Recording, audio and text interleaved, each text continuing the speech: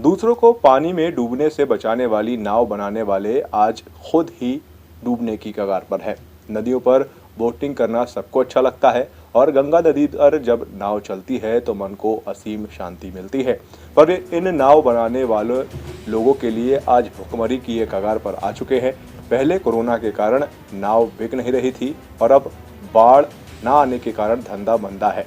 फिलहाल अभी तो जल का स्तर बढ़ा हुआ है तो कुछ नावें जरूर बिक रही हैं, लेकिन इनका धंधा अभी भी मंदा है।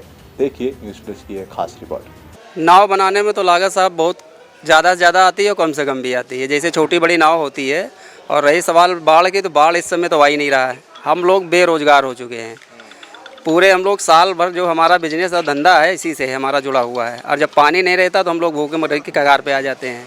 उसके बाद पार्ट टाइम कोई काम नहीं है, व्यापार बहुत मंदा हो जाता है। इस साल तो कोई सीजन नहीं हम लोगों का। नहीं, उतना पानी नहीं आया। जिस समय आता था गंगा जी तो यहाँ ऊपर तक आ जाती थी, चारों तरफ बाढ़ हाहाकार हो जाता था। लेकिन अब की बार उतना पानी नहीं आया है। एक नाव बनाने में कम से कम 5,000 से लगा करके 20,000 रुपये तक की लागत आती है। छोटी बड़ी का साइज होता है और मिनिमम चार्ज हम लोगों का निकलता है करीबन 500-600 रुपये दिहाड़ी पड़ जाता है। उसके बाद 8-6 दिन काम करते हैं एक नाव में। कोरोना काल ने तो हम लोगों को रुला दिया। पहली बात तो लॉकडाउन लगा पूरे साल, और अगले साल भी कोई बिजनेस नहीं। हम लोग बैठे थे, कर्ज ले करके इधर उधर से खाते थे और अपना जीवन यापन करते थे परिवार बच्चों के साथ। सरकार की तरफ से अभी हम लोगों को कोई सहायता नहीं मिली है बशर्ते, और कह रहे हैं कि सबके खाते में डाला गया। हमारे खाते में तो कुछ भी नहीं आया।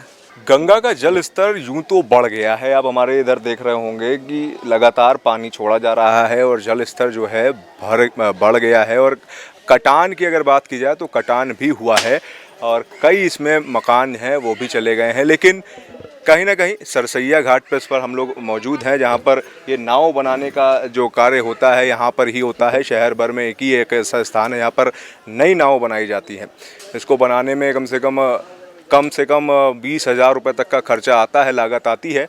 लेकिन इस बार जो है कोरोना के बाद से लगातार इनका धंधा चौपट होता नज़र आ रहा था और उसके बाद में भी बाढ़ ना आने से नाव की बिक्री जो है वो कम हो रही है। यहाँ के जो बनाने वाले हैं, नौकर्मी हैं जो बनाते हैं, उनका यही कहना है कि कहीं ना कहीं बिज़नेस में जो है इसके फ़र्क पड़ा है और सरकार की तरफ से भी उनके ऊपर कोई ऐसा खास ध्यान नहीं दिया जा रहा है। लेकिन फिर भी यहाँ पर पानी बढ़ा है, जल स्तर बढ़ा है, तो एक आस जो है वो निकली है और नई नाव जो हैं यहाँ पर बन के जो है तैयार हो रही हैं। कैमरा पर्सन वीरेंद्र सिंह के साथ अब्दुल गुप्ता, न्यूज़ प्लस, कानपुर।